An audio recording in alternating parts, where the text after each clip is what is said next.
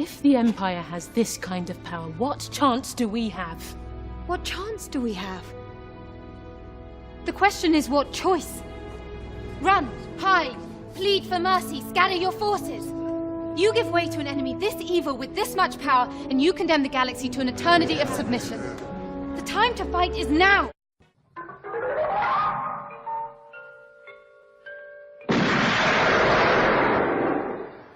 Do you expect me to talk?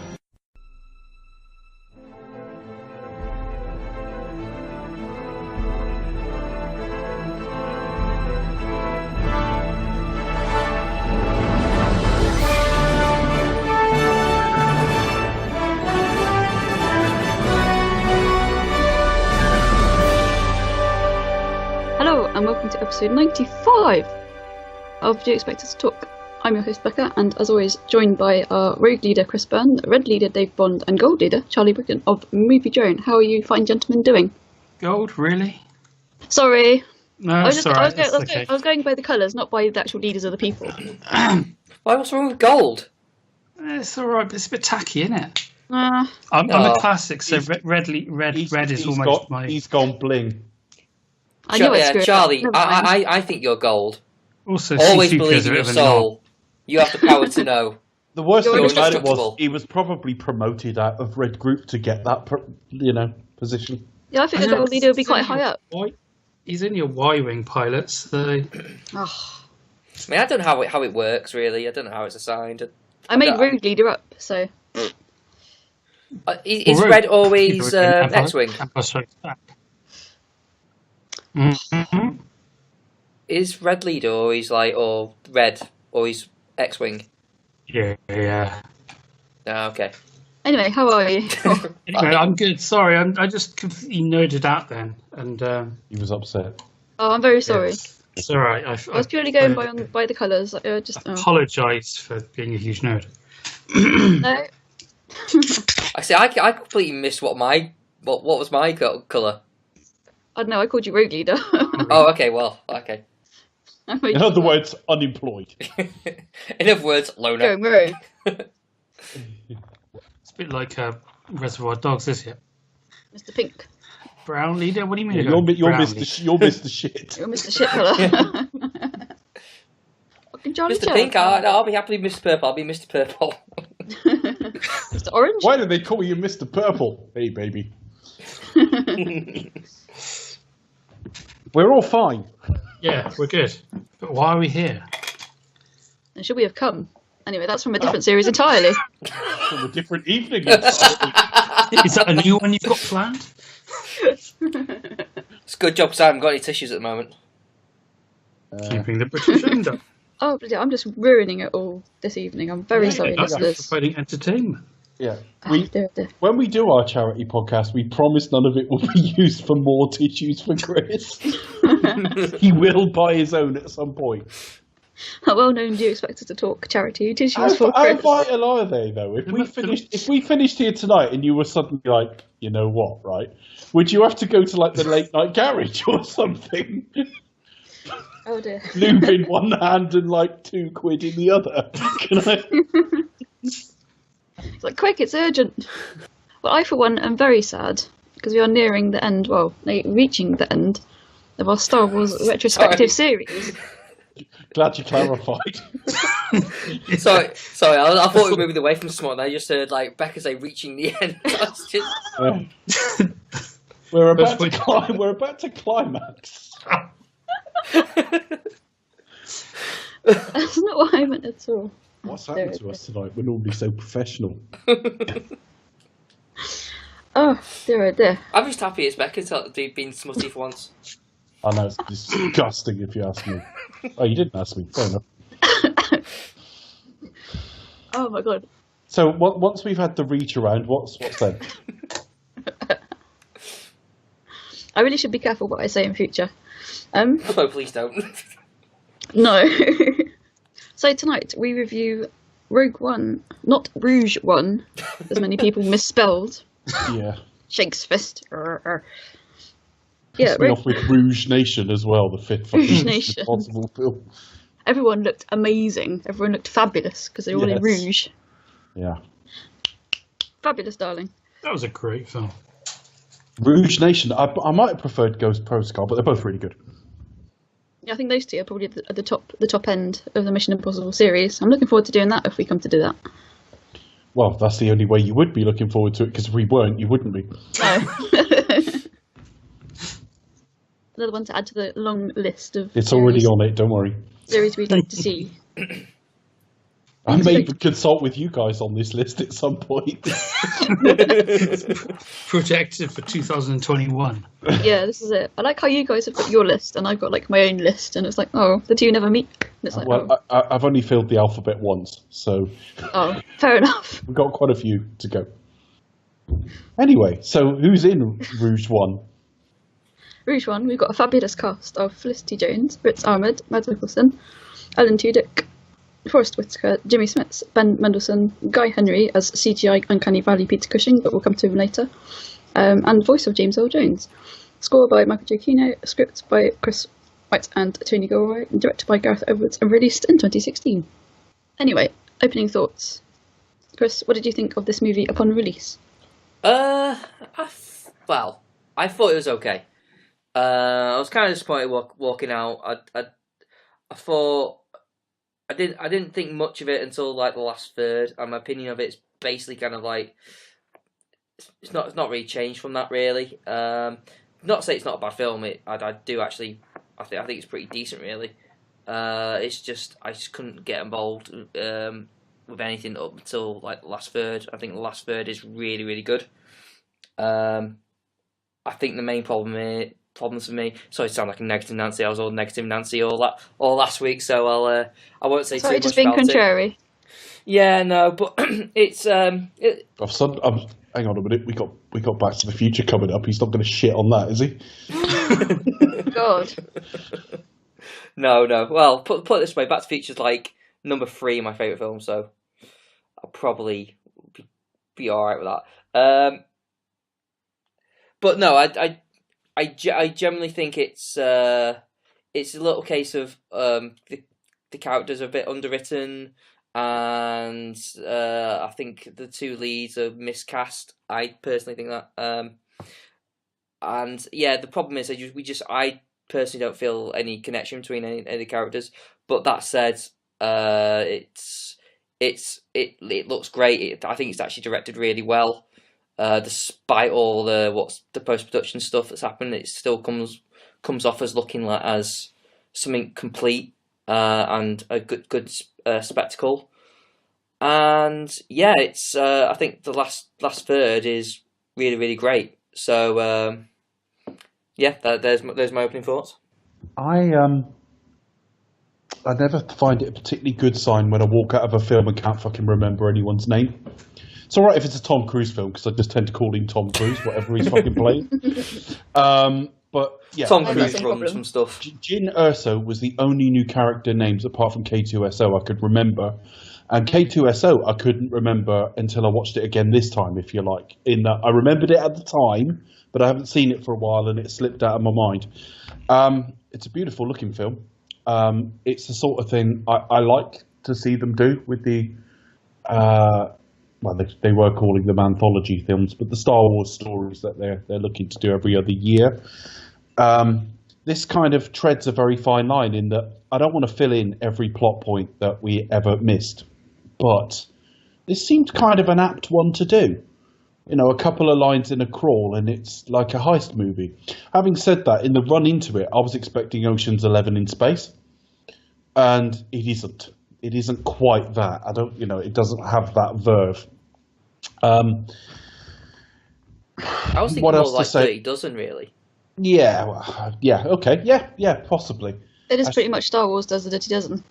I don't think it is, but anyway, I think that's what it could have been. I'm sort of with Chris in that I actually think Felicity Jones is good in this, but I don't think she's the right casting. I will clarify. In British terms, she's the wrong fucking social class for a start. Yeah. But she's good in it. She does well with what she's got. But she was in The Archers. Shouldn't that suffice? I mean, I will That's where clarify. she first learned heavy-duty weapons. I will clarify, just to bounce off what Dave said. It's not actually. I didn't even double check watching tonight. Sort of actually examine like the two leads, and it's not like either of them are doing a bad job. It's exactly what Dave said. They're just not the right. Felicity Jones. I first saw Felicity Jones in Cemetery Junction, the Ricky Gervais film, and apart from that, I've seen her in a few things. But the other thing that springs to mind is The Theory of Everything, the what's he called, Stephen Hawking film.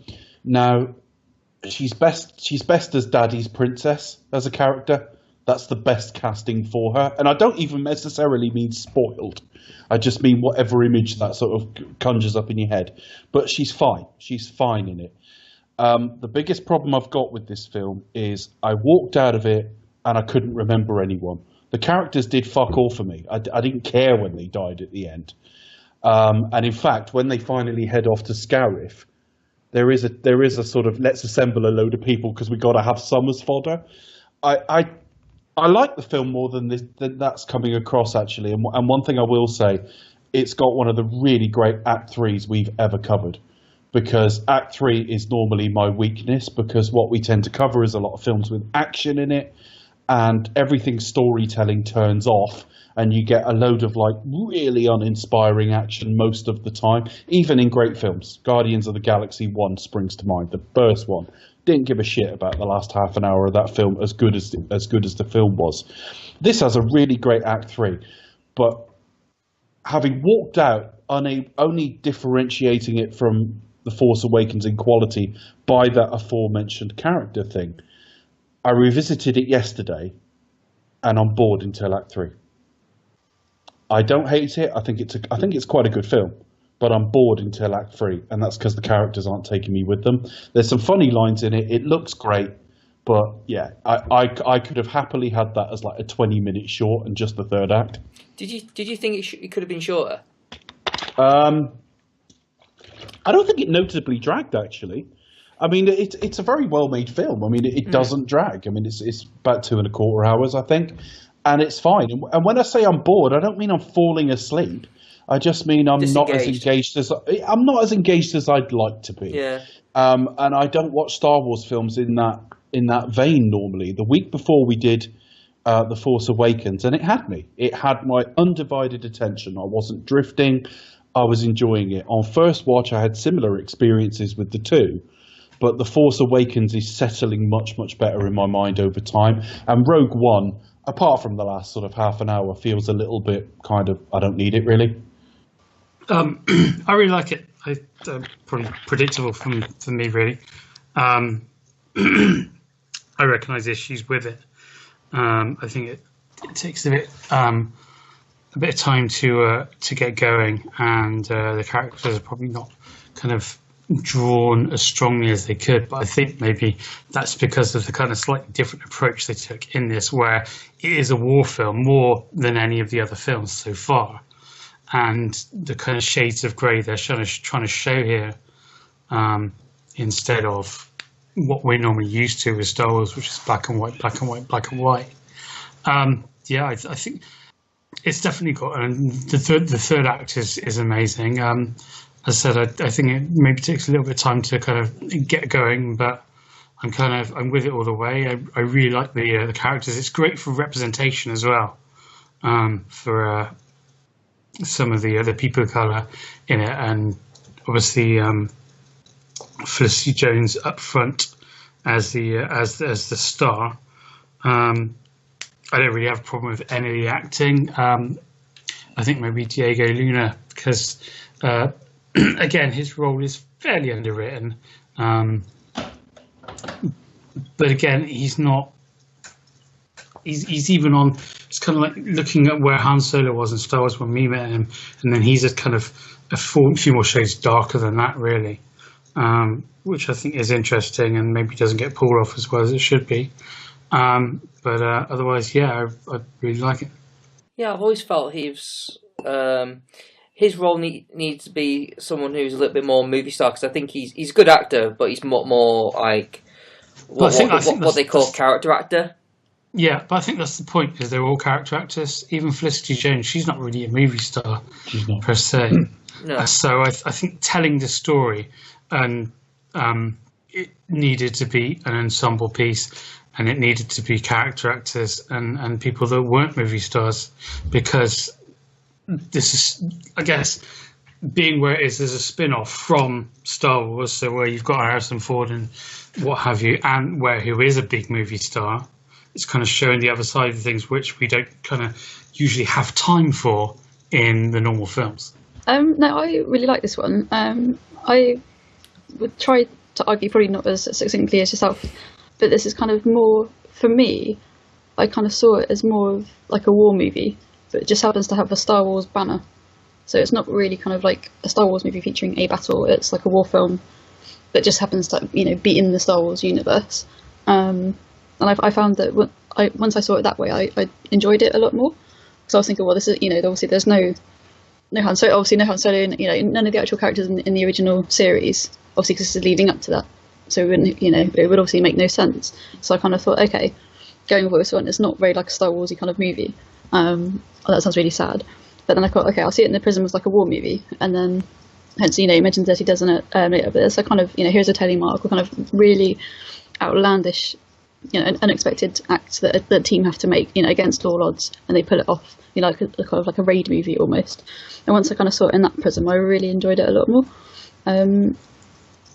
Great cast, I think, fantastic. But I did have the same problem as you, Dave. I kind of left the cinema and was like, who were they? What were their names? So yeah, I kind of struggled with that a little bit, but then I tend to struggle anyway. I was always like talking about it with my dad afterwards. We were kind of like, oh, the Forrest Whitaker character or Mads Mikkelsen character, I'm the same, Becca, to be honest. I'm much more of a faces rather than names guy. No, that's it. Yeah, it's that kind of thing. So, but yeah, no, I really enjoyed it. I think it's another one that's got like long running time, 2 and a bit hours. But I don't think any of it did really drag for me. Editing is fine. I would agree with you that it looks fantastic. I think this is, obviously, it's a very recent film, so the effects right now are probably at their peak and will only continue to get better. It's the prettiest Star Wars movie that we've had in a long time, and it's kind of more, I think, the special effects didn't stick out as much. It blends in very well. It helps that Scarif is so beautiful, doesn't it? I want to go there as a holiday destination, Where's that based on, Charlie? Where did they film the bits that doubled as Scarif? Do you know? Yeah, it was filmed in the Maldives. Okay. Oh, okay. Yeah, it looks kind of very lush and tropical.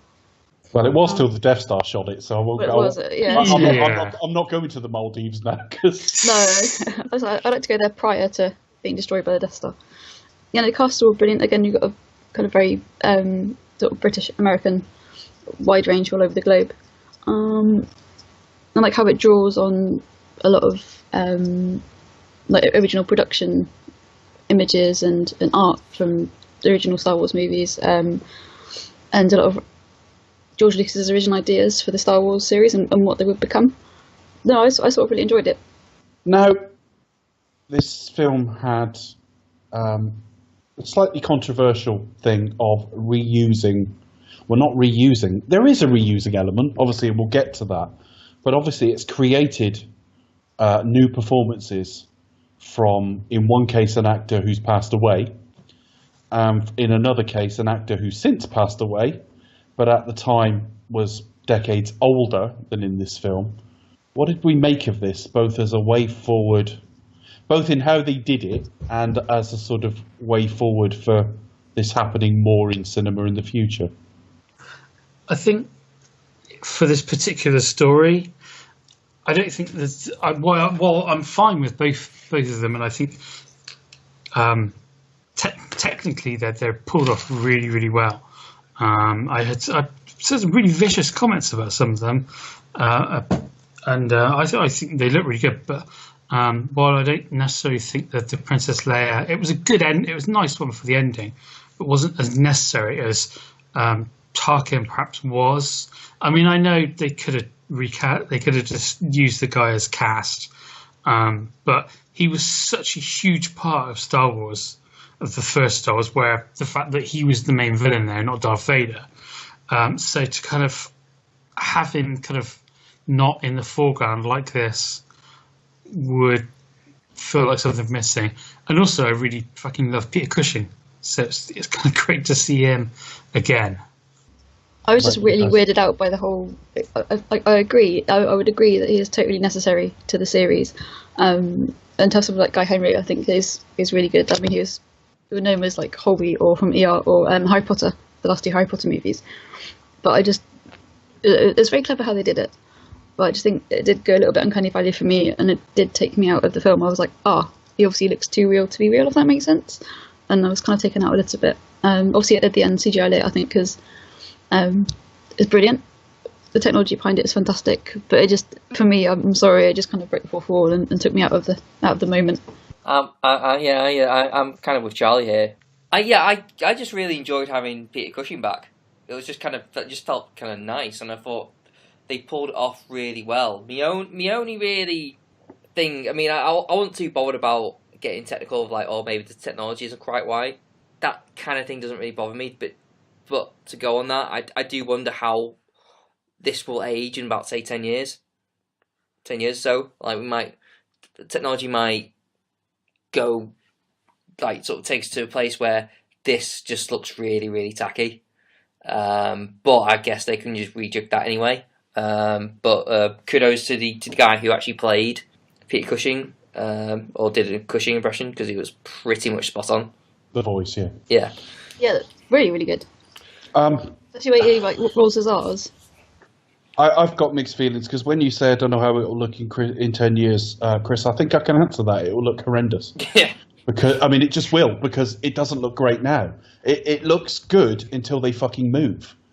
I mean, they're all right, but as soon as he moves his eyes at all, it doesn't look good. Now, it's a quantum leap on from ways they've done it before. I mean, it looked awful in Tron Legacy, for example, with Jeff Bridges' character. I mean, that just looked bad. I got mixed feelings on it only because I was pleased to see Peter Cushing. If his estate is all right with it, I'm fine. The very fact it doesn't look perfect means it won't actually be confused for a real performance. So in decades' time, people won't look back on it and say, well, that was a good actor or a bad actor or whatever, and think it was the real guy. So I got a blast of nostalgia out of it, but I can't pretend I thought it looked good. As soon as he moved, I thought it looked actually really quite bad. The Leia thing looked even worse, because I think that the problem with it is they probably put a bit less time to that, because it was a smaller bit of performance. It was just a little sort of Easter egg at the end of the film. Seeing the back of her would have been plenty. We would have just gone, oh, Leia's in there. That's where we are. So I don't want to slaughter them for it. They've tried to do it. Kind of looks all right. But let's not pretend this looks fucking like convincing, because it doesn't. They're digital characters, and there's just no way around them being digital characters. But Tarkin, even allowing for the extra screen time, is better done than Leia is. Oh, I will say this: I'm kind of playing devil's advocate for the people who weren't too hot on this. I think you could argue as an ethical thing. It's like you just basically, it's not. You can't really call it a performance, really, because everything about it is just fake, really, other than the guy doing the voice, which is essentially an impression, really. But he's not credited as Peter Cushing. No, he isn't. Charlie's right. The fact that it isn't perfect actually gets around the ethical issue for me a bit, almost. Because if in 20 years' time we get a Sean Connery Bond film, you go, well, ethically, where are we with that? Because it's not his performance. He hasn't signed off on it. Yet we're getting new, quote-unquote, Sean Connery performances. But the thing is, at the moment, the technology, you'd have to be quite inobservant to think that was a real performance. And, like Charlie says, at no point is this sold as the glorious return of Peter Cushing. Yeah. It's a way to make it consistent with what, in the timeline, is a day or two afterwards. So I've got mixed feelings on it. I've got no ethical problem with it, and Carrie Fisher was alive when they decided to do her in the film, so I'm presuming she was okay with it. I've got no ethical issue with it. I think it opens up ethical issues, like the aforementioned, can we have a Roger Moore or Sean Connery Bond film once they're dead? Is that acceptable? But I thought the execution, although far better than anything we've had before, I don't think it's quite good enough. I don't think they could have done better. I think that's where the technology is at the moment, and as a consequence, I think it will look terrible in a few years' time. That's just me, you know. I've heard people. I don't think there's any great reason to be nasty. I don't really agree with that. So that's again, fine. It's fine. I don't have a problem with that, and I certainly don't think there's any great need to be nasty about it. You know, I don't. I've read some of the Bile and Poison as well, and you think, well, the estate were on board. They've not sold it as real performances. Well, yeah, they wouldn't be able to do it otherwise, would they? I don't think it's an evil, nasty thing they've done. No. And I think they've done it fairly competently. But yeah, as soon as Tarkin moves, there's a problem. For me. Look a bit. I mean, don't get me wrong. I mean, I think technology behind is very clever. Obviously, you know, they would have approached the estate, but I think it's done very respectfully as well. And it's done very true to Cushing's original performance. Well, my final point outside of the actual scenes, just in terms of how it looks, is I found Cushing much more successful, or Tarkin much more successful, when everything was straight on. Where he was in distance, talking directly to somebody and maybe walking forward, that worked really well. It's when he started turning and tilting his head and eyes, that's where there was a problem. And I could certainly cut together the best few seconds of it, maybe even the best minute of it, and it would look really good. Sure, yeah, I'm really glad to have him back in this picture because he is completely necessary, and certainly in terms of that era of Star Wars movies. For all that, rather that than a recast. No, that's it. Yeah, definitely. I mean, it's fantastic. I mean, it's really good to obviously he feels he's quite an important character in this section of the Star Wars story. But I just feel like, as you said, the look of him took me out. Unfortunately, it did send me down the uncanny valley, sadly. But yeah, no, it's great to see him on the screen again. It's fantastic, and he's one of my all-time favorite Sherlock Holmes actors, for example, is Cushing. And who's known for Hammer Horror and just an absolute icon of British cinema. And he was Doctor Who as well. And he was Doctor Who, exactly. There we are. Don't forget that, Whovians. But yeah, just the effects behind it just weirded me out slightly. But on the whole, very, very good. I mean, they could have resolved it a little bit, or could have made it because for those who like yourself, Dave, who struggled when he moved and taught, if they had him as his scenes were done in the version of a hologram screen or something, kind of like Emperor in Empire Strikes Back. That could have taken off some of the issue of if you got that digital sheen of the hologram, so you can just kind of wash over. Okay, well, that's an easier pill to swallow. I don't think it was horrendous. I don't think anyone did anything wrong. I don't have a problem with people who think it looks good. It really isn't that big a deal. But it's definitely, I was struggling to switch off when I was watching it. That doesn't look right. Oh, that doesn't look right. That bit's really good. Oh, that doesn't look right. And that was kind of the sort of curve of as I was watching it. Because there's certainly scenes as I rewatched it the other night on a slightly smaller screen at home where I thought, oh, actually, this looks better than I remember. And then something would happen and I'd go, oh. Yeah. But there you go. Bizarrely, for all of that, on balance, I'm glad they did it. I am glad they did it. It was a nice blast of the 70s. A nice touch of Cushing. Well, I think it's true of all the bits we've got of original characters in this, even where it's unused takes and stuff and things comped in. It was just like being back in sort of the late 70s. Pretty cool. They did a really great job with this film. On the production design. Well, it's also the fact that later on, when we get to Scarif and stuff, you've got shots of the original sort of pilots, and to get it to match, because I don't know if this was shot on film or digitally, but even to get it to match is difficult, and it does. Because I actually thought they got the actors and de-aged them, but they didn't. They used footage from the 77 film. It's really quite impressive what they've done here. It was shot on digital. Right. Well, that would make it even tougher then. Yeah. So, because you've got a mismatch of source material, yeah. Exactly, yeah. So, I'm actually really glad they did. I'm really, really pleased with it. Charlie, invent a crawl for us. Okay. Let me see. Isn't it basically A long, long time the ago, call in a of, galaxy far, far away. yeah? Isn't it basically the call of episode 4? Episode 3.5, Rogue One. It's the first few lines of opening of We are episode going 4, to isn't push it? too far on this. It was just a joke. Yeah, no, I was thinking about it earlier, and if I kind of would have spent more time, kind of.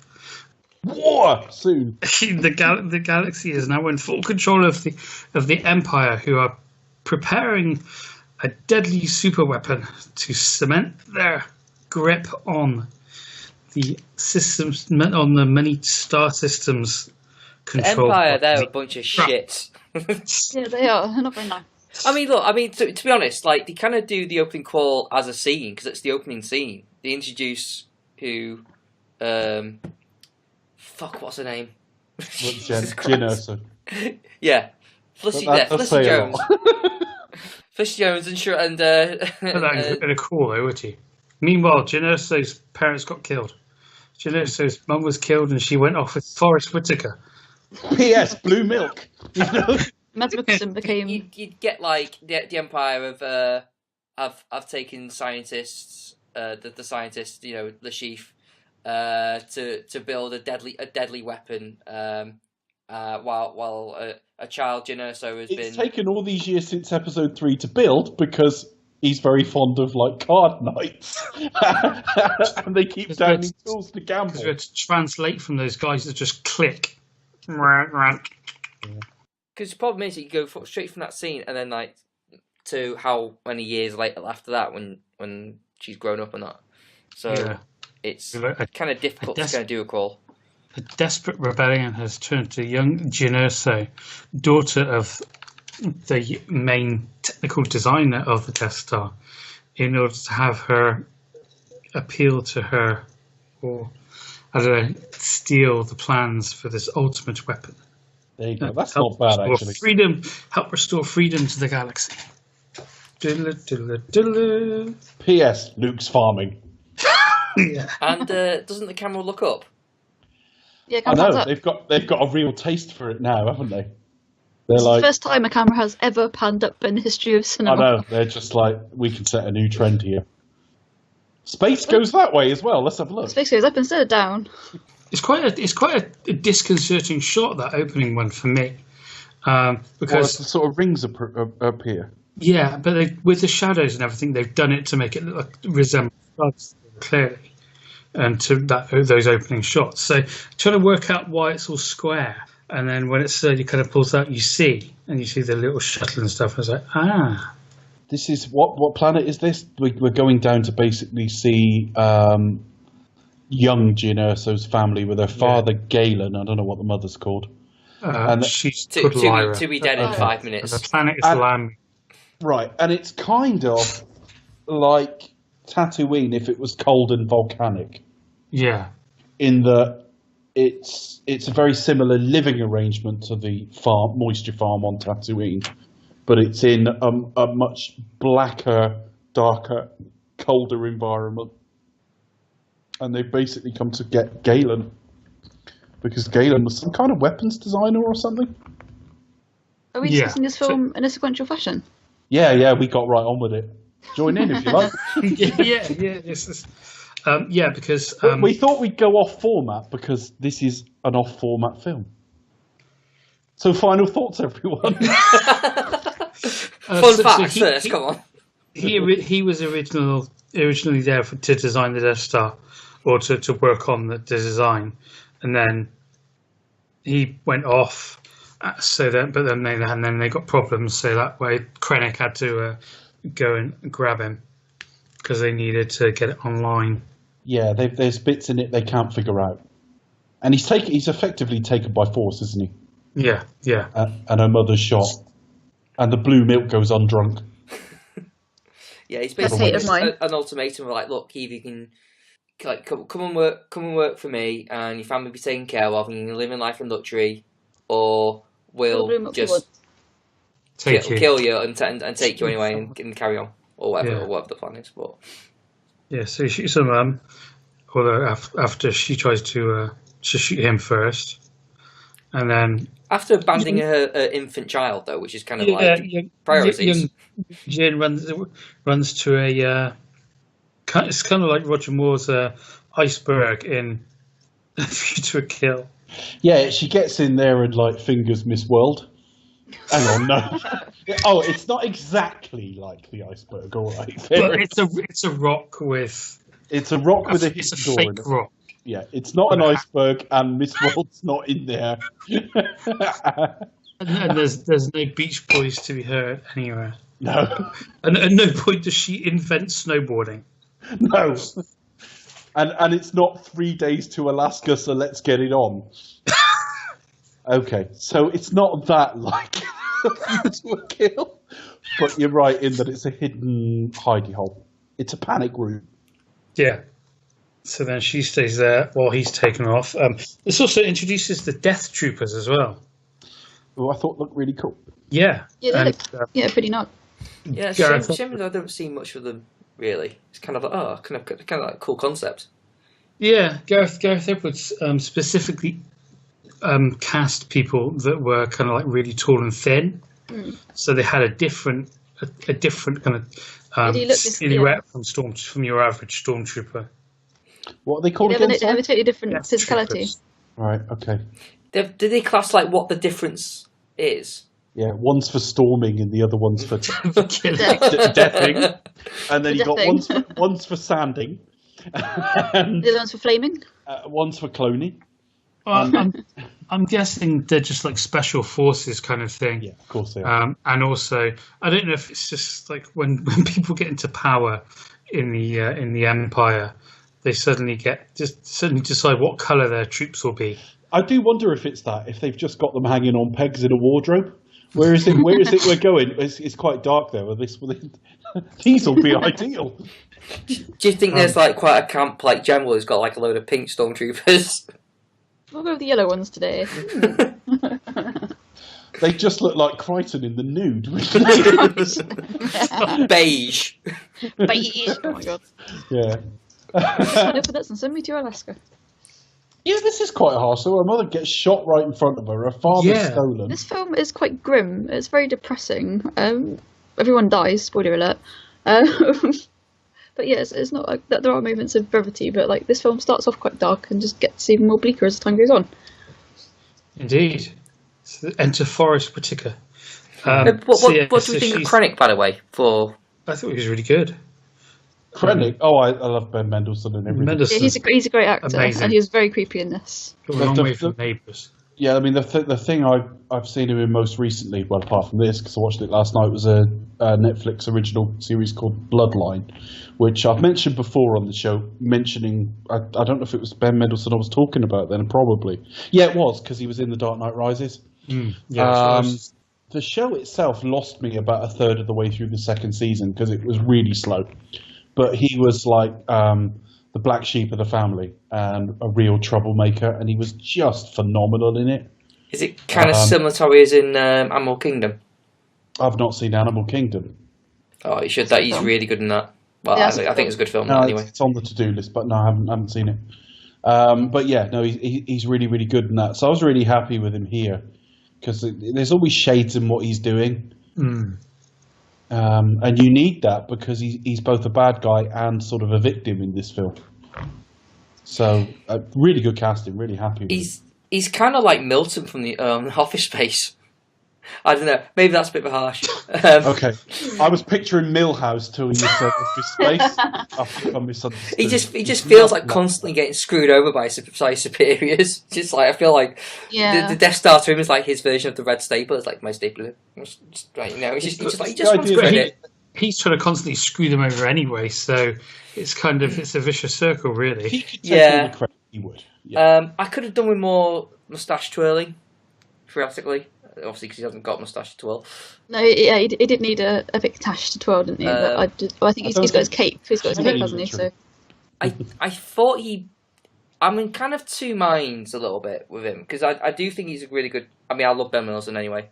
I think he's a great actor. I do think he did something that was generally really interesting, which is kind of like take the villain and play him in a kind of really. Not to humanize him, but make him like a believable human being. Where in a sense where he's not hamming it up in any way. It feels very nuanced and natural. That's why I think he doesn't need to be any more mustache twirling, because where you've got a film where you've got Peter Cushing, where you've got Tarkin and Darth Vader in it. I think with that kind of triangle. Also, where would your sympathies lay when like Tarkin is fucking giving him a tough time, and then Vader's giving him a tough time? Yeah, you've got that. He's right on the edge, and it's perfect actually. Yeah, because as far as I'm concerned, he brings it all on himself. Well, yeah, I mean, he does. I think what it is, I think it is because of that. Because when you've got two very established villains. I mean, you've essentially got Peter Cushing and Darth Vader, and they're both sort of like giving him shit, and he just sort of like belittles him as the lead villain a little bit. So maybe if he has a little bit of a bastard himself. I mean, he has moments like one of the lines in the opening bit where he just first did like Jen Erso as or the child as like it.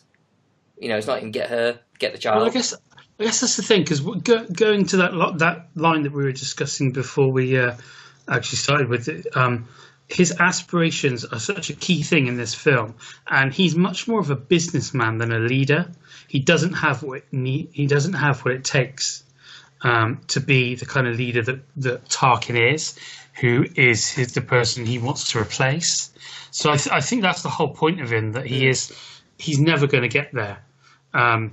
So he's trying to squirm his way around. He's a weak individual, really. Exactly. So yeah, and he'll play everyone the way he wants to play them, and try the best to be as nice as possible while stabbing them in the back as quickly as possible to get what he wants. And so I think again, it's a very untypical kind of villain for Star Wars. No, yeah, definitely. I mean, very interesting. It might be that, to be fair. It might be the fact that why something about it just doesn't quite work for me. And it's not because, there are things in about it that I actually like, and even considering those factors, I think, okay, this might not be why it works, but I kind of like the idea, or at least I like them trying it, at least. Maybe it's just my conventional, I just like my villains to be kind of domineering and kind of very sort of... Domineering, hey? Yeah. Well, yeah. I mean, I think it's like, leather. It's like the typical thing, like your movie's only as strong as your villain kind of thing. I mean, I one thing that did cross my mind, and maybe it's just me, but I wondered, what if you swapped the roles with Mads Mikkelsen and Ben Mendelsohn? Ben Mendelsohn playing the father and Mads Mikkelsen playing the villain. I think it would be typecast, obviously, after playing Le Chiffre or... Probably, but then Ben Mendelsohn plays back. Or Hannibal, anyway. Yeah, Hannibal Lecter. But I don't know, even Mikkelsen just seems quite subdued almost. He's very kind of understated. He's not a flashy actor, whereas Mendelsohn always kind of seems a bit psychotic anyway, for me anyway. Mendelsohn could spin on a dime and suddenly strangle you. Yeah, exactly. Yeah. Well, I mean, I've not seen all of Hannibal, so there's no doubt. I'm sure he can do that too. But Mads Mikkelsen's a very different type of actor. To be honest, had they released this film with those two actors in the opposing roles, I think it still would have worked all right. They both could have done it. Yeah, they're both really capable. It'd be really interesting. But I don't watch it either of them and think miscast at all. No, I think I can just see Ben Mendelsohn actually being like the loving father almost, because I think he's that good of an actor. It's just like an interesting idea I had in my head, because I think while Mendelsohn is a very good actor, I think he might have like been a more dominating screen presence as a villain, and still done all that like that stuff that Krennic actually has in terms of being like a weak guy above it all. It's difficult. It was just a thought I had, really. Yeah. I guess because ostensibly Krennic puts himself as Galen's best mate. Yes. Yeah, he says it in a kind of. But it's completely a false relationship. It's convenience. Galen has a skill he can use. Yeah, exactly. Yeah. He's got no compunction about killing his wife and stuff like that later on. Later on, chronologically, because we do get flashbacks to they knew Krennic when she was a child, when she was a younger child. I mean, before this happened. So yeah, so we end up with we cut forward from there, don't we? Yeah, 15 years. Introduces Cassian, doesn't it? Yeah, it does. And his terrible 70s hairdo and sideburns and beard. Has he got a beard? He's got kind of like a must. It's like a goatee. It's a bit like dodgy 70s. I think it's more ethnic than anything. I don't really think he is that dodgy 70s, actually, although it would be entirely appropriate given we're leading right into... That's just what my dad said anyway, just because I've seen photos of him when he was growing up in that era and looked a bit the same. Well, I've seen photos of that He era, looks like Biggs. and we've seen films He from does, that. he does, that's right. Especially in the deleted scene. It's that Where kind Biggs of was wearing 70s like... style, I think, Yeah. or what I've been told. Yeah, so we meet him at this on this kind of, it's not an Imperial space station, it's just like a space station thing cut into an asteroid or what have you. Very Daniel Guardians. Mays is in the scene as well. Yeah. He's a brilliant actor. Who is, sorry? Daniel Mays. Yeah. This is the guy. Yeah, And then he kills him, doesn't he? he does. So It's very sad. So he tells him about Galen and about the defector. And then, again, this thing that the first time we're meeting one of our heroes and he just shoots this guy in cold blood. Yeah, absolutely. And it was a bit of a surprise at the time. I thought, Christ, we're going to be following this guy. Yeah. But, I mean, it's just he does what they have to do to stay alive, and that guy will slow him down. Well, you knew he'd be fucked. He'd be executed anyway, or be captured and tortured and whatever. So, it was like, oh, fuck. Oh, sorry. It also, when you think about it, leads to later on when we think he's going to execute somebody. Yeah. You believe entirely he could do it. Yeah. Yeah, it's that kind of like Han Solo thing of like, revealing like this aspect about his character. So when he has a change of heart about something, which is the main purpose for this scene, I think, because when you rewatch it, it feels a bit busy work to get to the next scene, but it is a bit of character work, as little as there is in places in this film. Then I think we cut to Jin. Yeah, it is, isn't it? That's right. So she's a hardened prisoner with plums in her mouth. Really? Do you have a video of this, Chris? Sadly not, no. I do think she's a miscast. I do, as much as I like her. But yeah, she's on her way to some penal colony, really, isn't she? Yeah. And she's broken out. She's broken out by K2SO, and they've broken her out because of who she is, haven't they? Yeah. So it's nice. It's nice to to go back to Yavin and see that. It's really nice how they recreated that whole. Oh yeah, I mean it could have been shot at the same time, couldn't it? Had we not known. Yeah, and the lady playing Mon Mothma. Yeah, she's reprising her role, Genevieve O'Reilly. She's in episode 3. That's it. She's in episode 3, but she looks exactly like Mon Mothma from Return of the Jedi. She does until amazing. It's really weird because if you put them right next to each other, and I have looked at this before, they don't actually look that much alike. But if they're not next to each other, you can get them confused. It's really weird. You're absolutely right. I thought they de-aged her to start with. And then I realised, actually, no, they cast a new actress in episode 3. But I genuinely thought it was the version from Return of the Jedi. But when you look them up, they don't actually look as alike as you would think. Yeah. But it's really, but they've just captured it so well here. And so she's interrogated and told that he's given this message to a cargo pilot called Bodhi. So Riz Ahmed's character. Yeah. And they want to basically use her to find get the message from Saw Gerrera, who is so basically the childhood friend. He's basically a paramilitary leader. Yeah. It's akin to like the Irish paramilitaries, that sort of thing. Very, very morally dubious. Not their cause, but how far he would go in pursuit of that cause. Yeah. And Jimmy Smits has had a really tough paper round since the last film. He looks even more tired. It's makeup, obviously, because he's got to look. They've got to age him 20 years in like the 10 years since he was last in it. Yeah. But he really does look a lot older, and he looks like he hasn't slept in a couple of years. I'm kind of sad we don't see him more. So am I. I was hoping I thought we would. Yeah, not necessarily in this film. I mean, that would have been nice, but I'd love to see more of him as that character. Me too. Because I think he was really good in the films he's been in. We could do with a Bail Organa spin-off. Yeah. And there's another guy, I don't know. What? It's his turn doing the bottle feeding. The movie. Go on, Bail, your turn. Baby's Day Out on Alderaan. There's a crossover. Him running around while Princess Leia is kind of out in the Getting city into hijinks. And there's another guy. Very early years.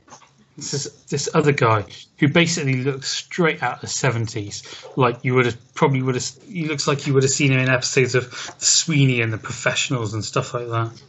Basically, he looks like a porn star who they forced a haircut upon. It's the moustache, though, isn't it? Or am I thinking of the pilot guy? It's I'm thinking of the pilot guy. No, I'm thinking of this other guy, the one who gives the order to kill. Yes, I know what you mean now. Next to Mon Mothra. To kill Janessa, yeah. The one who's a bit kind of obviously distrustful of Jyn in those scenes. His hair's a little bit party at the back. Yeah. Oh, right. Okay. She is sent off with Cassian and K2 to go and meet Saw Gerrera and find out what's going on. And where they head off to is a little bit... It's very slightly kind of... I don't know, a bit Table Mountain? Yeah. It's kind of Table Mountain with a Far Eastern city on the top of it. Yeah. Sorry, a Middle Eastern city on the top of it, I meant. Exactly, yeah. Or even North African, I suppose, actually thinking about it. It could be Moroccan or Tunisian or something like that, I guess. I don't know. Where do you get... What sense of influence do you get from the Israel? There's a place in Israel called Masada. Okay. Which is like a really old kind of fortification. And this literally it's like a place on top of a rock. Okay. So it's very likely that very, very likely that this is probably going to be a direct influence. And of course it's called Jeddah. Yeah. Where did I come from? Well, no, there's a Jeddah in this. I know, I'm joking, don't worry. I know in the film you've got Jeddah, and then HA even, and then obviously in there we've got, is it Jeddah? Well, Jeddah in real life is Jeddah. Yeah. I was only joking, by the way. Which is Saudi Arabia. Yeah. But I thought this was quite a nice little expansion of the world. Yeah. This was cool. You've just heard, listeners, is Charlie just sent us an image of what he was talking about. It's kind of, much more ancient, but very, very much in the same environment. It's interesting to see the Star Destroyer so low, but kind of like a clear sign of occupation. Yeah, things like V sprung to mind. Yeah. But what they're apparently doing there is mining kyber crystals. Now, kyber crystals are what power lightsabers, aren't they? Yeah. Or just for Darth Vader. Well, I think the laser in the Death Star is powered by it. So it's to power the Death Star. Yeah, but there's clearly quite a religious kind of thing here with the Jedi, and I'm guessing I don't know if they're taking it from an actual temple or exactly where they're taking it from, but we see them. I thought it was kind of a mining arrangement, actually, but I might be completely wrong. But yes, that they are pillaging that area because kyber crystals are worth something. So they're kind of raping it of whatever wealth it does have. Yeah, and we find out very shortly that is kind of like a church of the of the Force. So where do we start in terms of what they do when they get there? We get a bit of humour from K2SO. Yeah, yeah. Really? Because obviously I saw publicity stills and so on of this character. And of course, after we'd had BB-8, who was so cute and so cool, I thought, I like the look of that. And it works immediately, doesn't he? K2SO is great. Really funny. Nearly everything he says is brilliant. There is a little bit of C-3PO in this character. There's a bit of Crichton in this character. Lots of different things in this. But I get a little bit of Marvin the Paranoid. Is it Marvin? Definitely Marvin as well. It's very as similar. soon as you said I get a bit of, there's a hint of depression about him as well. I think it is. I think there's just a little bit. This line is like, "Oh, what do I know? I'm just a but there's that kind of. I'm just a droid with a brain the size of a planet. What do I know? It's like if C-3PO was more aware of his job and was fed up with his job. Yeah, it's a jaded C-3PO. Yeah, exactly. Without the same protocols as in service and needing to please. That's why I say sort of Crichton, that they taught Crichton in Red Dwarf to break his programming. So this is a droid that says what he wants. I'll just say whatever I like. He doesn't go schmurk. Doesn't mean to sort of offend anybody. Yeah, it's a really cool character, and everything he says is really, really funny. Yeah, and Tudyk's voice is brilliant. Yeah, because it can be nicely explained by the fact that he's a Imperial droid that's been reprogrammed. So it's might be a thing of being reprogrammed that he has kind of no filter and just says what he wants and comes across as really sarcastic. Yeah, it's a bit of a not botched as in got wrong, but it's a bit of a sort of improvised process maybe. Yeah. Getting them to work. It works anyway. And then we meet Zatoichi. Yes, Donnie Yen. I think he's the best thing in this. He's amazing. I mentioned him in the credits, but oh my god, he's amazing! Oh my god, it's such a coup to have Donnie Yen in this film. Are you a Donnie Yen fan, Becca? Which is the kind of old Agent martial arts kind of jobby. Only because I just got into it very recently. I'm not a nerd or geek or anything like that. 20 minutes before we started recording. Just think he's amazing. Well, no, because who was it? There's a rumor, wasn't it? It was between Donnie Yen and Jet Li, that was it, or somebody like that. Yeah. And I think Donnie Yen proved to be the cheaper option, but he gets, not very cheap, but I think it was in terms of 10 million compared to 20 million or something like that. But it's just such a coup to have Donnie Yen in this movie because he is amazing and does kick-ass moves. I actually think he gives one of by the amount of screen time he actually has and lines of it. I think he actually gives a really strong performance. He's very, very sweet-natured, and given the amount of maybe time his character has, he does really well with it. Yeah, I mean, I love the relationship. Yeah. He has with Jiang Wen, the kind of the skeptical one and the religious one of these guys that are. I called him Zatoichi because obviously Zatoichi was the blind martial artist from a series of films. It's not meant as an insult to it. I think that's perfectly fine. Not at all.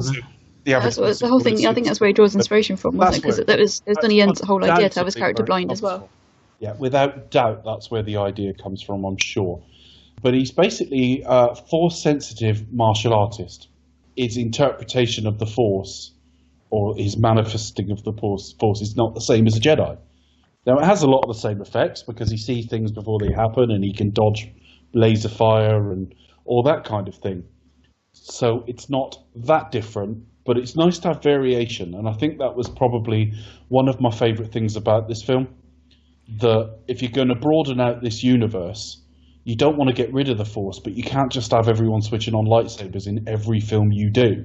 Well, that's it. If you expand it out. And I thought this was a really intelligent way to do that. I read it as kind of someone who, I mean, you might have a point in terms of his ability for being blind, but I kind of read it as someone who just really believed in the Force and respected the Force. Sort of I don't have to be Force sensitive to appreciate it and let it be my guide. But his awareness, his spatial awareness, his awareness of his surroundings told me he's Force sensitive. Maybe he's not blind. Maybe he's just a lying bastard. Well, funnily enough, the end of the 2003 Zatoichi film was exactly that. He wasn't fucking blind. Yeah, it's all just a con, just to make. I like these two. Of course, it didn't even occur to me, but it has been suggested they're a couple. And they could be. It should be lovely. Yeah.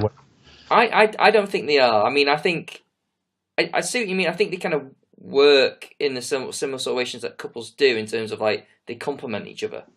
Because I think tits. Yeah. I think it comes to special. I mean, we're jumping right ahead, but basically, when he dies at the beginning, and he's like, there's a really sense of like loss. There's like, you really get the sense that he completed him somehow because I forget the character's name, the guy with the big gun. Baze. Yeah. He's kind of always kind of like cynical about on about the Blooming Force kind of thing. But I think he kind of like needed his optimism to match his cynicism.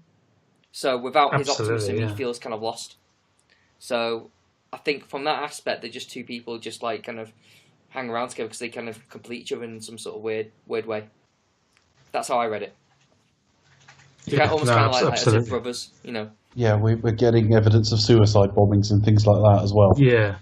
And suicide attacks, which is. They went there. That kind of surprised me when it happened. They went there. Isn't that from Forrest Whitaker? Well, his group, yeah. Yeah. Yeah. So do we want to skip to that then? They're basically taken back to him, aren't they? Yeah. I guess we've missed out where... We've skipped a bit ahead from where Bodhi was taken to him. We saw him. Of course, yeah, Bodhi. See, I really struggle with character names, and that again tells me something about my reaction to the film. He's tried to, as the pilot that wants to defect, and they hook him up to the mind monster. Oh, yeah, I think that's kind of to figure out if he's genuine. I think anything else. Because again, with that and suicide bombing, it is nobody knows who's being genuine and who isn't. Exactly, that's kind of cool. Yeah, that was okay. The funny thing about Forrest Whitaker in this film is virtually all of his scenes are reshoots, I think, because when you look at anything from the earliest trailers, he looked very different. He had, like, a buzz cut and stuff. So I think most of his scenes were redone. Yeah, because he had different lines of dialogue as well and things like that from the trailer. And he had a different look. Now he's all like crazy and wacky. So I think they probably like completely changed the way his character's portrayed as well. I can take or leave it. I like the idea. I like the idea of a kind of paramilitary within Star Wars, in that they're on the side of quote unquote right, but their methods don't justify it. And that is true of real life. There are people doing very, very bad things for superficially decent causes. So I like that. I didn't really bond to this group as such, with the exception of Zatoichi and his mate. Again, that says it all. I don't know their names. So they're taken to him. The Cassian and the two. Oh yeah, they're locked up. They're put in jail next to the pilot, and they both have very different responses to seeing him, because Baze wants to kill him. And but again, with the kind of force sensitivity, Chirrut is very much kind of, wait, there's something else kind of going on here. Yeah, we need to find out what's happening. And then you have Jin speaking to Saw, and Saw essentially asking if she's been sent there to kill him. But then he shows her the message, which was from Bodhi. Yeah, from Galen, saying what the deal really is with the Death Star. And they explain, like, I think it's bugged Star Wars fans, I guess, for years. Yeah, he's designed it with a flaw. He's been forced to work over them. Yeah, he's done it on purpose. And it's in that message. So it was a very encrypted, private message that no one else can see, sort of thing. And of course, they don't believe her because she watches it with him, and then you start the kind of... At the same time, we keep cutting back to the Death Star, and they test it, don't they? Yeah. So they get out of the area and basically test it. Before testing it on a planet, they're testing it on small areas, small patches of land. And of course, they'll fire on somewhere, but there's like a knock-on effect, just as if like an asteroid hit us or something. And so they've got to start moving quickly to survive. So of course, no one sees that message against Jin. She's had to run before she takes it with her. Saw Gerrera can't back her up because he's in not good health anyway, so he can't run and is killed in the. Yeah. And you have Cassian, who's again his orders are to kill him, so to assassinate him. So from that, it's kind of finding out where he is, and then going on to this imperial base where he's stationed, which under the cover of, oh, we're going to go and find him, and then we'll find out exactly how this thing can be destroyed, and proof. But really, they're going to kill him, or Cassian's going to kill him. But you can already see that he's struggling. Yeah, I think they do they do that fairly well. I can see the sort of struggle within him. You can kind of tell from the get-go he doesn't really like the order. But it's his order, so he has to do it. But you can tell that he already doesn't. He's not enthusiastic about it. It's not like thinking, I'm not sure this is a good idea, or this is kind of a fucked up order. Yeah, again, there's kind of like a class thing there as well, because obviously Dave mentioned it earlier with Felicity Jones, and the kind of Jin's kind of role versus and who Felicity Jones as a person and her kind of middle class, which is kind of nicely kind of reflected for me here with the kind of the life that Cassian has had, and kind of fighting on the streets since all this early age and this kind of thing, whereas as she's been kind of off with Sora and what have you, and that kind of is kind of there with him and his decision on whether or not to kill her father, really. So let's get to that. So we go straight to that scene? Yeah. Well, they kind of fly out there. They do a they warp out of there, don't they? And then I think we go straight to they go to Yaru, and then he says, "I'm going to go and take a look around." Another really nice location. Yeah. Variation. Again, it all looks like Star Wars, but it all looks new and fresh as well, which is what you try to do. It's something, and this is kind of where it's very different to the prequels, where you look at episode 2 with Camino, and then you look at this world, and just the rain and the general kind of atmosphere of it all. Yeah. And this feels so much more real. Yeah, it does. It does, and there's more there as well, frankly. So this is obviously where Galen is working from. And but we know that at the same time that they're going there to grab him, that Krennic is also on his way there, because he's been told that there's a traitor in their midst. Does he know the plans are? What does he know? What does Krennic know? Just that? I think so, yes. So I think he just knows that there's been a leak to the rebellion, leaking information, but I don't think he knows any more specifics. So he's heading there. Cassian is there to basically kill him. Jen thinks she's there to rescue him. Yeah, which is a nice setup, really. It is a nice setup because Cassian gets as far as he's about to do it. Yeah. But I think they work out in his absence what he's there to do. Yeah, they sort of mention the fact that I forget there was something else in terms. I think what's his name, the blind dude. Sure. Yeah. He mentions something about his manner, and then the droid just says, "Oh, he had his." It sniper. tells you he's force sensitive. Yeah. Again, it's another thing that tells you he's force sensitive. It's like an aura around death. Yeah, because he says, because when he goes, he says, does he look like a killer to you?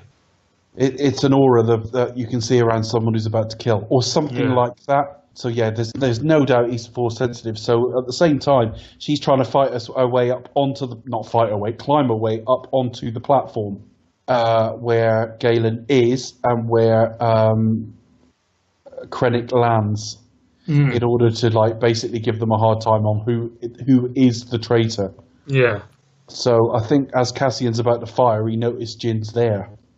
Yeah, but also there's a squadron of rebel fighters that have just been scrambled. I think because of some sort of communication error, because the ship's quite badly damaged, isn't it?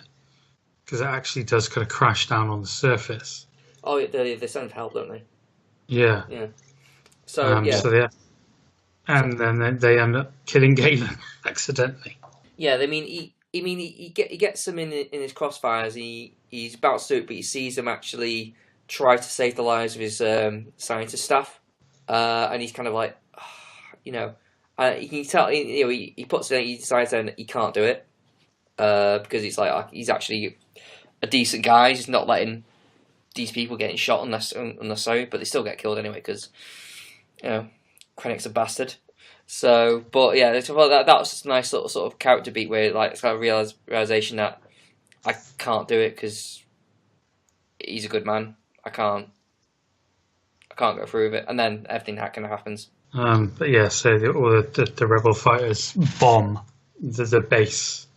So he has his death scene, doesn't he? And he sort of they have the moment. Krennic gets away, and I mean, now we're kind of hurt. Like we're really heading towards the final third of the film. Really, we are. Yeah, because there's a big kind of scene in the shuttle, isn't it, where he mentions that he was supposed to kill him, and he didn't.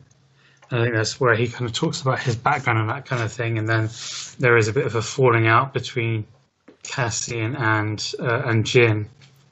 And then Krennic has to go to see Darth Vader on Mustafar. On Mustafar, yeah. Which is a bit like having a house in the middle of the M5 if you've been in a car accident. It's like a constant reminder of like. But it's a really nice setup when we first see Vader, because when we see him in that tank, which is kind of reminiscent of Luke in Empire, the what I presume is a Bacta tank. Bacta tank, yeah. Yeah, and you've got because I remember seeing that shot in the trailer, because there's two of the Emperor's guards there as well, and I'm being really confused and wondering what that actually was. And then Vader's butler. Who is that man? Alfred. He shows him clips of potential people who's going to have to fight. He tells them, "Look at his training. His belief." Apparently, the character is called Vanny, and it's just an old guy dressed up as the Emperor, really. Similar kind of get up. And then and then that really nice shot of the doors opening and seeing Vader's silhouette. Right. He should have been doing a Bruce Forsyth, shouldn't he? That would have looked great. I feel comfortable saying that because Bruce Forsyth's already died. Because, like, normally when we mention people, they pass away or get arrested for something. Yeah, Vader's outfit doesn't look quite right. Now, if you look at the original sort of colour timing on the first film, he had like a silvery bridge on his nose, and he did have a slight redness in his eyes. Yeah. I think they've kind of overdone it here slightly. It was the first time I noticed that he had red in his eyes. It made me think, did he always have red in his eyes? I'd never noticed. In the first film. In the first one, yeah. Yeah. And of course, it's all been sort of pissed around with and recolour times anyway, so yeah, it doesn't look quite right to me. But then I'm quite willing to buy, given he doesn't literally live in that outfit at all times, that he may have more than one. You know, there might be slight variations, or they get upgraded over time or changed. It's not that big a deal. Funnily enough, the biggest complaint of this scene, apart from that a line in it that we'll get to, was that James L. Jones isn't sounding good now. He's sounding too old and stuff. Actually, yeah, he just kind of nearly aged himself out. it didn't sound any different to me until tonight. I could hear that it is a touch lower. I think he still sounds fine, personally. Can I ask a silly question? The properties of the Bacta tank, is it preservation or can it cure or like restore? It's a kind of a healing liquid. Okay. Yeah. It's it's almost like plastic surgery. But in liquid form, yeah, I did think so. Okay. Yeah. But I mean, sorry. but then he's different. His voice is different in Star Wars than it is in Empire Strikes Back and Return of the Jedi. Because he hadn't found the character. Yeah, it's different. Not film. It's a bit more metallic. It still sounds menacing, though. I think it's actually more petulant in Star Wars than it is later on. Take her away. Take her away.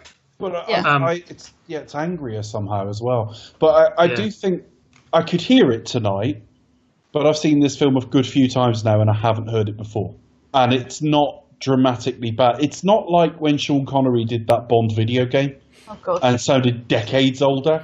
He was way too old for that. I'm sorry. It was meant to be like From Russia with Love in the 60s. But he'd had throat nodules and all sorts by then. James L. Jones still sounds fine, and it's a processed voice anyway. But I could tell tonight it's a touch lower. But that's all. He could, as long as he's fitting well, I think he can still do it. Yeah, the line to Krennic, because he chokes Krennic at one point and says, don't choke on your aspiration. Because Krennic's on about, tell the Emperor what a great job I'm doing effectively. Yeah, I'll still be promoted, won't I? I'll still be in command. Yeah. It's like, don't choke on your aspirations, director. But basically, he wants to be Peter Cushing. Yeah. Yeah, that's pretty much. Which, we were discussing this line off air. I think it's quite good, obviously, Chris, because you're coming from the medical background. And obviously, aspirations that's the approach he takes to war podcasts. Medicine. But no, obviously, if your aspiration, it does have that double meaning of, what you aspire to be, what your ambitions are, and also in terms of you aspirate, you choke. So you've got a double meaning there. And for me, it kind of the joke really doesn't work when you think about it. It's just you kind of just doubled up on yourself, and it's kind of. It doesn't really work for me. I don't think it's a joke. I think there's an element of a play on words there, but it's no more a joke than apology accepted in Empire. I'd literally never heard of aspiration being used in a medical term until now. Well, I mean, it is, but I don't think that's what the writers meant. They did. I think they'd actually said it's kind of funny sort of pun. Yeah, I'm just saying I've never heard of that. Right. Some people might say it is a little bit crass just because of he could do the forced choke. He's like, make sure it doesn't choke on your aspirations sort of thing. But I think we can spot the pun, but I don't think it's intentional here. But I remember sort of thinking, it was a little bit cheesy at the time and it was a bit of a groaner. And it was like, oh really? When I saw it in the cinema. But then obviously having seen all the films again, it's okay. It's fine. I thought it was great. I thought it was I didn't hear it that way at all. I heard it exactly like apology accepted. Yeah, exactly. Yeah, I think it's a good line. That's the tone of the line. It's not. The Emperor is not as forgiving as I am. Had those doors opened and he'd been doing the Bruce Forsyth pose, then I might have thought, he wants to be a stand-up comic. He's probably I mean, I guess it's the idea of him trying to thinking of puns all the time. I've got a good one. I mean, I tell you what. I think had he just said, "Be careful of your aspirations," that's fine. That's a decent joke as well. I mean, that could be. You could for the people who wouldn't have got it, it would have just gone "Oh, that's fine."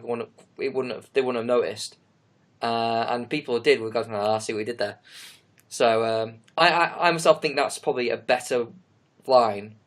If you're going to do... But I think my point is I've never looked at it as a line as such. Apology accepted wasn't now look at the camera and see if everyone's laughing at it. I think it was just something to say. Yeah. There's an element of kiss off to it, but it's not Roger Moore with a raised eyebrow. It isn't. There is... I will say this. The thing with apology accepted is done kind of matter of fact. It isn't lingered on. Whereas here, it kind of there's a bit of a stamp on it because it's the way it's presented. The way it's filmed. It's kind of da da da almost. Whereas apology accepted is just kind of casual. It's the same way because we know from the moment it's set up from the moment he says, "I'll apologise personally to Lord Vader." It's set up that dude is going to die, and especially since he's already been choking people in that film already. Then I think that's set up for that anyway. But I don't know. I've got no problem with it whatsoever. Yeah. I think you've explained it well. I think I'm getting what you're saying entirely, but I didn't even conceive of a problem on 2 theatrical viewings until I read a review or something and some conversation on social media that came after I'd seen it. Yeah. And I was like, oh, people think that's like a shit comedy line or something. And I just never saw it that way. To be fair, I am speaking on behalf of the people who may have an issue with it. Personally, I couldn't give a care less, but, you know. I actually like the scene. I think he's quite good. Literally the only thing that jarred was I didn't think his outfit looked quite right. That's all. But even that wasn't major, but it was like, yeah, they haven't quite got that right. And it pissed me off very slightly because it was the first decent look at him and they didn't get him right in episode 3 either. Because they made his fucking helmet completely symmetrical, which it isn't. And I just think, well, how hard can it be? How hard can it be to, like, copy one of the most, the look of one of the most famous cinema characters of all time? Particularly when you've probably still got the original friggin' outfit. Copy that. Just give it a polish. Or polish that one. So I can't believe they keep getting it so wrong, but so wrong, I don't mean by degree of how wrong it is, but how often they're just getting it slightly wrong. It's not that difficult. But in this one, I think the helmet's too short as well. It isn't quite right. But yeah, the least of my problems was his stand-up comedy. But yeah, why would you live on Mustafar? Go and live somewhere with plenty of water once you've caught fire. He should be on Scarif. What, pick up a tan? Yeah, just Speedos and the helmet. Yeah, I think we gather by now Krennic is not going to be punished anymore, but he's now stormed out of there desperate to prove himself because Vader's humiliated him very slightly there. Yeah, don't we have the kind of the last third really starts now, doesn't it? Yeah, well, they go back to Yavin, and they tell everyone about the Death Star. There's this fucking Death Star! I'm just improvising what that might have gone like. The bits we didn't hear. There's a Death Star! And basically everyone, most of the rebellion turn around and say, nope. Fuck that. Hell no. It's like, nope. Brave, aren't they? I think this is the end. We have to call it quits now, pretty much. Yeah, I'm kind of disappointed in how much the rebellions are kind of... Not rebellious. Yeah. Rebellious, are they, really? There's an alternate universe where they all got jobs as fucking milkmen or something. Yeah, it's like, well, I think part of it is, I mean, like, yeah, to a degree, I don't understand why they didn't just do what Jin does and just and send like a small band of troops to kind of like attempt, and if it is a trap or something, you got minimum damage. Just pick the ones you don't like. Yeah. You send all the screw-ups, don't you? Yeah, but basically we get a version of Rogue One where they're all really fucking ugly and smell a bit. The best thing about this scene is it's got Jimmy Smits, and B, we get another Admiral Akbar type. Yeah. Yeah. Is he CGI or? No, he's prosthetic Akbar. I did wonder if it actually was him, but younger version. The actor died a few months ago. Yeah, he passed away recently. Very sad. Admiral Raddus. Yes. And he was really cool, and he was. He didn't go as a trap. Quite gruff. He was up for it. He was up for a fight, wasn't he? He was up for it. He was up for it. But he couldn't get any because he looked like a big fish. It was quite nice how, like with lobsters, occasionally there's like blue lobsters and things like that. So different colour forms and things. Yeah. That was quite cool. Yeah, that's really cool. And he was a good character. I'm sure there were complaints at the time that he was a pale copy of Akbar, but it's like you're not just going to get one of each species. No. But So yeah, they can actually afford But to. it does seem to be like every time there's like a space battle, there's an Akbar type person just Twice. hanging Nine around. numbers as well. But yeah, they seem to be kind of like, oh, can we trust this source? Is this real? It could be a trap. Also, if it is real, it could be too risky. You might be better off just like disappearing and surviving, really, because this seems like too busy. So there's a lot of question marks. A lot of people kind of worried and scared. So they fail to convince everyone, the rebellion, to do a strike, because it is like, no, we need to act now, which is kind of like a missed opportunity, really, because in the trailer they have the line of like, this is the rebellion, isn't it? I rebel. Yeah. Mm. Which is kind of like, it's a good line. I'm kind of, it seems like a missed opportunity not to use that, because it's such a good idea to have it in at least somewhere in this film, wherever she's rallying the troops, like saying, "Come on, let's rebel." Yeah, because I mean, from the trailers, that line would have been used at the beginning. Yeah. But I mean, yeah, I mean the character's kind of, I think, has changed a bit since the early days. Because I mean, originally she was a rebel officer. Oh, was that originally what it was going to be? Yeah. And of course, once Felicity Jones comes on board, they think, well, this woman screams prison. Yeah. Okay. Escalated quickly. Yeah, because you can there's toys that you can buy and stuff, like figures of Felicity Jones, and some of them say like Sergeant Jin Erso. Right. So like where she had her Rebel Alliance rank. But so basically, she felt they don't listen, but then some of them just decide to do it anyway. Yeah. Loads of people we've not seen as well, just because we need some bodies. Yeah.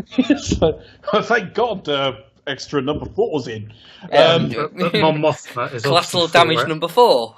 Yeah. So Mon Mothma and Bail Organa decide to help out. There's a little allusion to Leia. Yeah, he's got some line. And Obi-Wan as well. Yeah, because basically, yeah. Oh yes, this is about it. the message get through. Yeah. Yeah. So this is kind of like the origin of that message. Yeah, they've got to get. That's right. Yeah, they've got to get through to his contact. Yeah. And his contact, yeah, I got it. So that is the origin of that message. You're absolutely right. Yeah, which is quite nice, understated. Yeah. Remember about Leia and the exactly. message? Yeah. That's how it would have been ritual. Yes, we must get the message to Kenobi. He's our only hope. Yes. So they steal the shuttle, but just before that, kind of Jin and Cassian kiss and make up. And again, there's kind of a little thing about this side of the rebellion and how where they say they've all done things they're not proud of. Yeah. So these are people that have stolen, that have killed, that have done all sorts of in the name of the rebellion. murky things. Luke did farming. I wouldn't have fancied that, to be honest. Oyster farming of all things. I know. And they all come together and decide to go to the Maldives. Yeah, exactly. Go to the Maldives for a lovely holiday. I know. On Death Star lurking in the corner. A destination to die for. Very clever. There we go. That's a bit close to there's a name to die for. I missed the skill. There's a name to die for. The Empire's video library is on Scarif. Yeah, they've got to go there to the kind of Imperial archives to get the plans there. They've been stored in there. There's a drop reference earlier as to what he calls her. Is it Stardust? Stardust, yeah. Yeah. So. And that comes up. Yeah. And that comes up shortly. So they get to the planet. They get, and again, it's a little bit of a Return of the Jedi where they get through the shield with a code. Yeah. And, with Bodhi being the ex-Imperial pilot, and then they dress up I've come as the Blues Brothers. What about you, Wonder Woman? Isn't that time to be Jimmy Savile? Oh. And then and K2 has to pretend to be an Imperial robot again. Well, he looks just like one. Well, yeah, exactly. He's still got the. But it's quite funny the way when he passes that one in Canary Wharf, and he's slouching, and he's got a very different kind of. They've his whole body language has changed. Yeah. To the other Imperial robots he sees, and they did quite a good job on Canary Wharf. They did, yeah, they really, really did. Yeah. So it's kind of going back to Star Wars. We're seeing all these stormtroopers around the Death Star, or around Imperial installations, and this kind of thing. Yeah, so it's difficult. The planet is covered by a shield that's got like a small gap in it, which was what Charlie's just mentioned to, or it's got a gate effectively. The shield gate. Yeah. So it's high security to get in, and once you're in, it's even higher security. So yeah, this is a very, very well guarded installation, and you've got basically what ends up being about half a dozen people trying to breach it. Yeah. It's kind of cool, although they do get some help from some 1970s stock footage though. Yes, exactly. Yeah. So Admiral Raddus, don't they say it just happens to be on the way to Tatooine or what have you? That's handy. Yeah. So so they send the Rebel fleet off as well, and it's quite a nice little moment because you see all the guys getting into their X-wings. And again, it's the kind of thing that we all love about Star Wars. And again, it's the kind of aspirational thing. Yeah. And then the little cameo. You're choking on something, or? Oh, sorry, the other one. Yeah, sorry. The other meaning. Sorry. The less famous. Sorry, I can't get out of my medical head. Sorry. Yeah, because you're just a doctor. Chris, PhD. Becca said you come at it from a medical perspective. No, I meant from obviously because you're not Dr. Chris just yet, but from your being carrying obviously a nursing degree and everything. Chris was just about to do some. Just before I get inundated on Twitter, just a bunch of health problems. Chris, I have. You're not a doctor. You know what this is? Right here. Could you have a look, please? Which you mean I have to frankly look everything up on Google and then realising why aren't they just looking up on Google? And there's a little cameo of 3PO and R2. Yes, there is. Which is nice. Again, it's nice that they don't throw people from previous films into this, like just for the point of it. It would have been very easy for them to have someone like Biggs or someone like that as one of the main characters. Yeah, definitely. And it's nice that they didn't do that. The final act of this film is actually pitch perfect. Yeah. I mean, it gets an extra star just for that bit with when they collide the two Star Destroyers together. Yeah. I just thought, okay, I've not seen that before. Yeah, that's pretty fucking cool. Yeah. So you have the Rebel fleet arriving, trying to get the shield gate down, and you have them on the ground trying to get the tapes, finding out they need to get it together from the ground to connect it up. A bit of Back to the Future in it, where Bodhi and what have you have to connect up the Wi-Fi. That's more or less it. They've got to get a signal. Yeah. It really reminds me of that of Doc Brown trying to connect up the when they talk about uploading it and all the rest of it, you think, well, you couldn't actually have made this film in 1977 because a lot of these terms just didn't exist. Yeah, exactly. But the gist is they've got to get the plans transmitted as opposed to... if this had been 1977, they'd have had to get like the tape it was on back or something. Yeah. Well, like they did. They had to put it in the droid. Whereas now they obviously can... It's a slight retrofit that they can transmit it. Yeah. So they've got to get they've got to get the tape, they've got to get the transmitter working.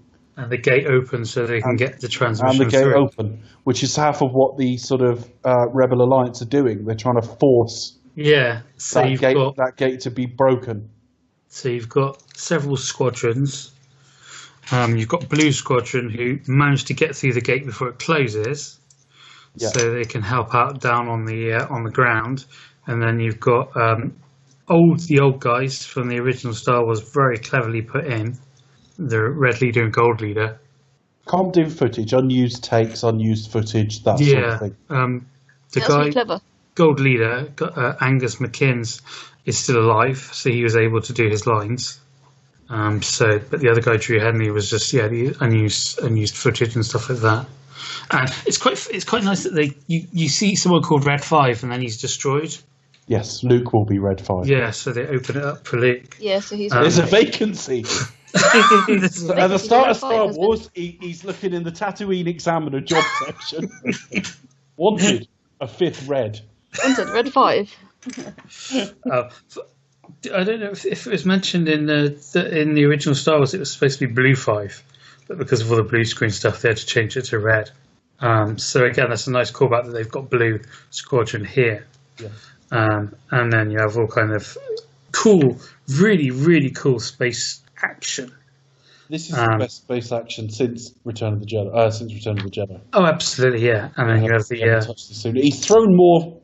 George threw more money at it and more technology at it, but in terms of like virtual camera work, obviously. Yeah. In terms of all of that, it's the first time it's showed any great invention for a long time.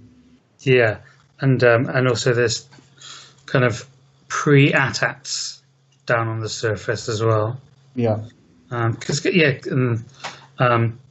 it's quite funny because there's that shot in the trailer of him firing the rocket launcher against the AT-AT and thinking, oh, that's never going to work. Yeah. And the fact that was actually played off as a joke was quite well done. Just pitch perfect, and it's cutting between all the different threads perfectly because you've got Jin and Cassian doing what they need to do, and you've got the rest of their crew doing what they need to do on the surface. You've got the Rebel Alliance trying to get the basically the gate open, and you've got people on the ships trying to actually fucking hoping something's going to come into them. Yeah, it's really good. Well, we're all hoping for that, Dave, but yeah. I mean, I think there's something about just how, like, it sounds like such a little thing, but the idea of, the file's too big to send up, we're going to have to do it this way. Just something is a little bit that just feels like, that's kind of the reality. We all have to deal with, like, technology stuff that's just like, oh, for fuck's sake, the file's too big. We need to do it this way. Or, it's things like that just make it feel a little bit more, that's real world problems. If it's the way most of us work, they should have not been asked to find it and then just quickly drawn something and gone, there you are. Looks a bit like that. And and as Chris was saying earlier about the scene where they managed to get the gate sorted out, it's a kind of a callback to Empire Strikes Back, where they had the iron cannon on Hoth. Which is the weapon that basically does an what's now called an EMP, or what is widely known as. So they knock out this Star Destroyer's engine, and it's just like floating there, and then get this smaller little ship to kind of just push it into another one, and just it's a lovely moment as well, really well done. It's one of those moments where just kind of the music takes over and everything goes quiet, and you see the ships collide and then go down into the shield gate, and it's kind of like hope, really. And she gets up to that platform thing. Well, we don't see a TIE fighter. Yeah. We didn't get what was promised in the trailer. I mean, if you look at the shot, she's kind of like unflinching walking towards it, so it does make me think that it probably was just something they just put in, rather than actually there's something they actually designed to. Because it's just, Because there's no like, whoa, shit, TIE fighter. Even she was like expecting it still. I think it's just her walking towards the platform, and like Dave mentioned earlier, her nickname, Stardust, or a name her dad gave her, is the code name of the plans in the Imperial Archive. So yeah, in the next film they've got to make do with an Alvin Stardust album, and it's like, well, it's like, oh right, shit, we could have seen it. We should have known that would have been a problem. And then but the Death Star is fires in the meantime as well. Yeah, Krennic pops up for one last go at the whole thing, but again he doesn't watch behind, and Cassian pops up to shoot him, and it's nice that he sees. He doesn't like immediately die. He sees that the Death Star is there, and he's going to die. Yeah, essentially by his own hand. It's also kind of like he gets caught directly in it as well. Yeah, it's like it's not just like he just gets blown up like everyone else does. He actually gets shot through, which is kind of like, oh fucking hell. And then it's kind of by this point everyone's dying or dead. Bodhi's dead, Baze and Chirrut are dead. K2's dead. And Jin and Cassian kind of realise that they're not going to get off the planet in time. Yeah, he doesn't even leverage it for a hand job. They just hold hands and die. But it's quite nicely done. It's a lovely shot. Yeah, it's nice that they didn't push a romantic thing on it. No, they didn't. I didn't genuinely want a hand job there. That would have been fucking weird, wouldn't it? just a noisy hand. She'd have to be quick. How long do you think we've got? 2 minutes? Yeah, that'll do. Yeah. A quick hug. Okay, so they get the data they need. They download it onto whatever they need to, like a disk or whatever it is that needs to go into the R2 unit, and they basically need to get it onto the Tantive 4, don't they? Which is within the ship. And as they're about to do that, darkness. Yeah. Well, they end up because Darth Vader kind of comes out of nowhere with his hyperspace with his Star Destroyer, and decides to board the main ship. So I guess in that way, the Tantive 4 kind of acts as a escape ship from there. But you see Darth Vader. This also drew a lot of complaints because they were just saying, well, he's a broken down old man in episode 4, and I'm thinking, well, he's not really. I don't know where you're getting that from, but this is really cool. You know, even if there were huge continuity errors, it looks amazing. I mean, to be honest, when I first saw it, I did think, oh my god, this is just fan service, really. But that was my first reaction. But now I'm kind of thinking, but you know what? It's actually nice to actually see Darth Vader at his peak. You know, to his peak in the suit, if you like. Yeah, kind of like, to see what people actually fear from him. You know, it's like in proper action, and just see him kicking ass, and you can just see like the fear of those guys when they just like everything goes black, and you see the lightsaber go up. You think, oh fuck. And they're trying, bless them. You know what I mean? They're still sort of going at him. And it's futile. And at the same time, the sort of disc is going in the other direction down the corridor, and it's got a real feel of desperation. You know, it gets handed through an almost completely closed door at the end. It's great. It's so well shot. The guy that hands it gets a lightsaber through the chest as well. Yeah, the last thing you've seen before you leg it with that, and then it's him looking out. You know into open space. Yeah. It's great. It really and is. It flies off. And, I mean, it could be anything from hours to days to maybe a few weeks. But the next time they catch up with that ship is episode 4. Yeah. So it's a really nice place to leave it. And then you get Princess Leia and whatever your mileage is on that. I wish we'd just seen it from behind. I wish we'd just been aware that was Princess Leia in there. Yeah. The door closes and that's it. But there you go. It's not a huge problem. Then it's pretty much credits, isn't it? Yeah. No, you know the rest of the story. Yeah, I mean, as spin-offs go, it's the sort of thing that I think they could do very well over the next few years. You know, mix it up a little bit, the odd character story, the odd sort of story, if you like. What do you reckon, though? Do you think? I mean, do we need to know all about Han Solo, how he became Han Solo? Do we need to know about how? No, I mean that's sort of where I'm going with my final thoughts here. That I think that I don't really need every bit filled in, but if you're going to go at something from a slightly different angle, afforded by the fact that you're going to do non-saga films, this ain't a bad idea. It could have been a number of different things. It could have been a much more Ocean's 11 film, Dirty Dozen film. It could have been any number of different things. As it goes, in its story beats, it's really well done. It connects really well. It's got a great Act 3, and so few films I cover have a great Act 3 from my perspective. I think the character work is kind of weak. I think the film is kind of miscast. But it looks great. It sounds good. I don't actually like the main theme, but I like the rest of the score. Because the main theme sounds like kind of a parody of Star Wars, but he was called in at the last minute. But like the score in general, many, many times through it, I was thinking, I like this. This is really good. They shoot in lots of interesting locations we haven't seen before, but still feel kind of Star Wars. The dialogue's good. Most of it's good. Most of it's really good. I just wish I'd come out not thinking what they called again, about virtually everybody.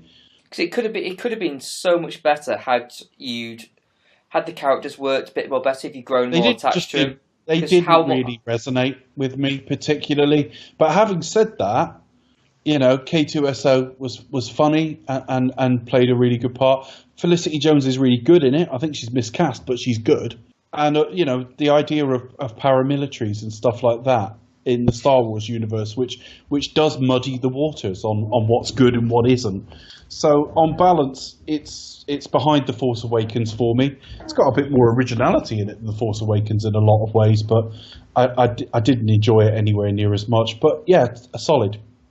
I think that's what I like about this film, and potentially the other films they're going to do, is Star Wars as a set of films, the main films. There's a very set tone to them, in terms of genre as well, that has to be adhered to. So with these spin-off films, there are a lot more different genres and approaches that they can take, like this film, which is ostensibly a war film, and you guess the Han Solo film is going to be a lot more of a caper, and things like that, and it's just kind of nice opportunities to just show a bit more, while just giving us different things and different approaches, so they're not all just like the same kind of saga films we're used to. Yeah, I'm kind of with Dave pretty much. I think it's really well made. I think it's actually well directed. I think, to be honest, I think its main problem is probably more down to production. You know, we can speculate all we want. We don't actually know what was originally shot, what was originally intended, why they felt the need to reshoot it. Maybe it turned out it would have been a mess at the end. I don't know, but I think we kind of have something that is compromised, and as a compromised piece of work, it's not bad at all. And as I said, I think, like Dave said, the last act is really good. Generally, when last acts generally tend to just deteriorate and run out of ideas, this kind of like perks up. So yeah, I do think it's miscast with some of the characters. I do think you could have done more character development. But that being said, it is a solid watch. It's, you know, it looks great, and yeah, it takes an idea and has a good go with it, and there's nothing wrong with that. I would agree. Although for me, again, it's more of a war movie than a Star Wars film. But no, it's a good, solid effort. It looks beautiful. Cast on top form. It's very sad that they die at the end. Well, they are still alive, don't worry, Becca. Well, I know, yeah, they didn't really, obviously. They're fictional, don't worry. These fictional characters, you know. But, you know, a good, solid effort for sure. I don't know much about it, though. I'm going to invite Charlie on some fun facts about this one. What can you tell us from your vat of knowledge? It's a vat. It's a big vat and it's full of knowledge. It's a large vat. I don't know why it's a vat, sorry. Joker found it. You're back to tank of knowledge. Yeah, exactly. Yeah, so there's quite a few kind of interesting cameos in the film. With when Cassian and Jyn are walking through Jeddah, there's a certain pair of guys who we actually see in the next Star Wars film, which is I don't like your face. yeah, the guys who Dr. Everson and Ponda Baba, aka Walrus Man, Walrus Man. as he was known from his original action figure, who are the two guys at the cantina in Star Wars that say, "I don't like you" to Luke, and then Ponda Baba ends up getting his arm cut off by Alec Guinness.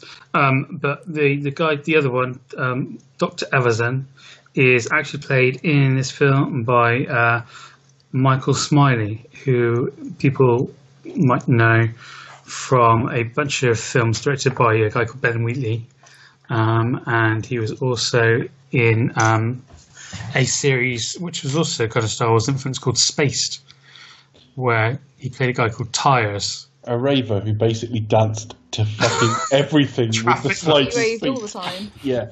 A boiling Great. kettle. And yeah, due to substance abuse, could have just snapped instantly. And then you also have, like before, we mentioned the Angus McKinn's Gold Leader and Drew Henley Red Leader from the original Star Wars.